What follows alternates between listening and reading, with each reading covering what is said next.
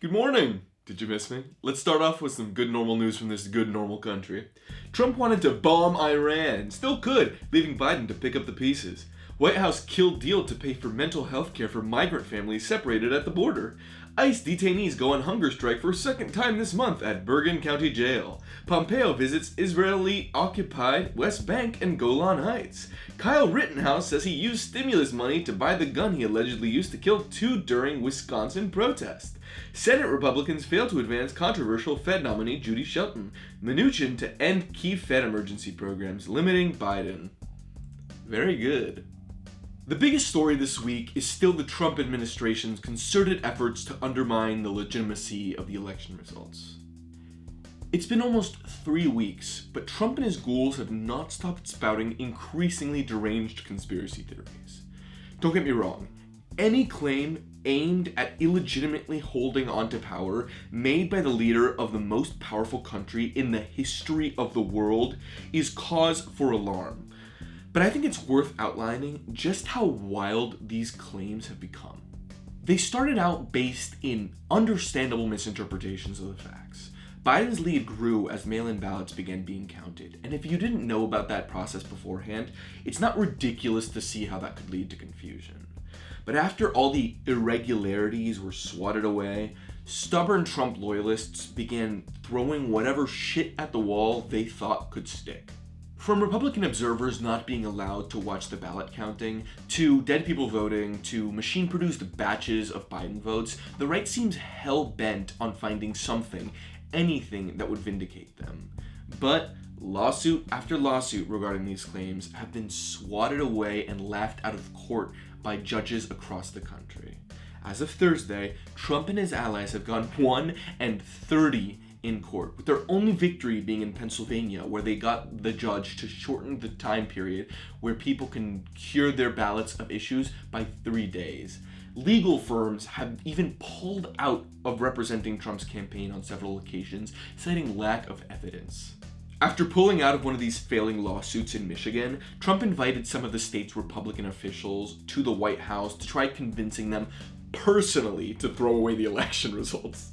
Michigan recently became one of the focal points of Trump's efforts to undermine democracy after 2 Wayne County board members refused to certify the county's votes, citing irregularities.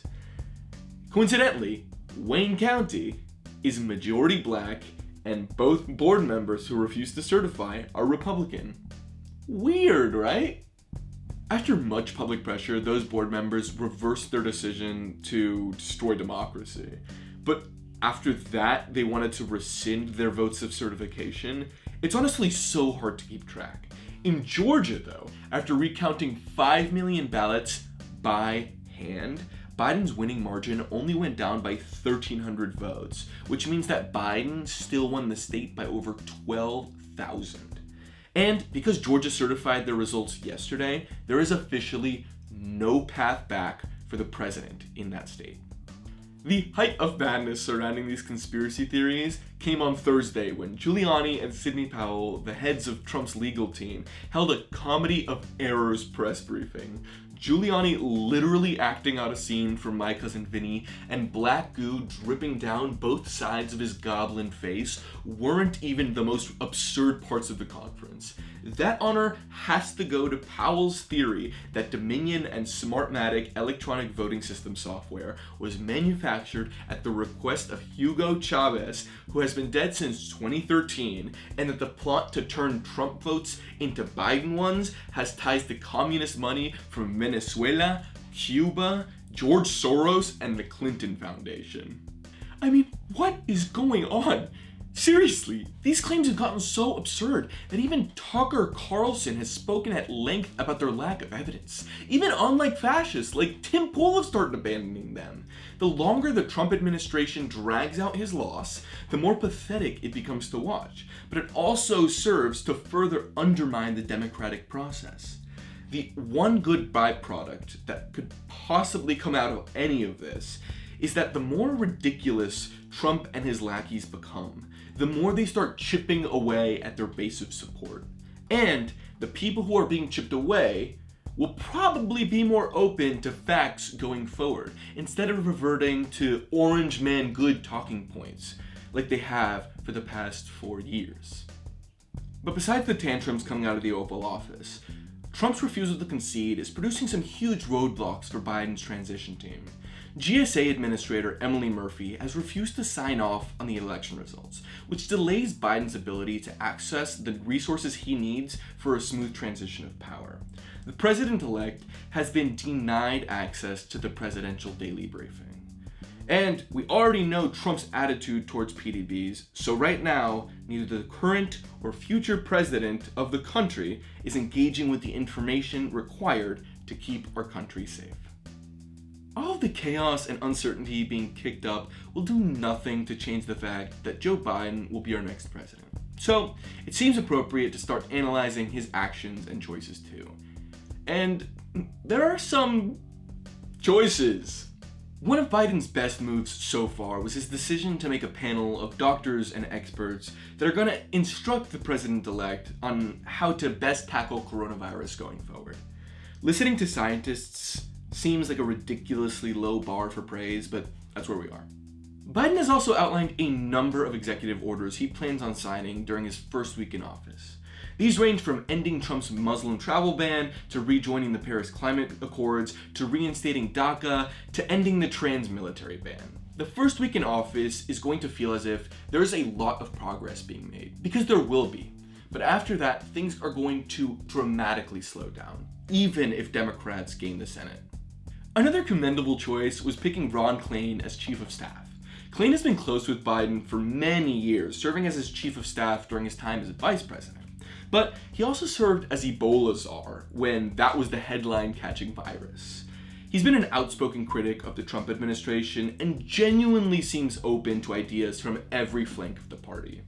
He's no Bernie, but his bona fides have drawn praise from everyone from AOC to Pelosi. Not all of Biden's administrative choices have been as savory, though. He hired Louisiana Congressman Cedric Richmond, who has enormous financial ties to big oil and gas, as a senior advisor. He hired Steve Ricchetti, a former big pharma lobbyist, as his counselor. He hired Jen O'Malley Dillon, who has connections to private equity firms, to be deputy chief of staff. Biden has also suggested that he doesn't want to pursue charges against Trump for the crimes he committed while in office, which, listen, I understand.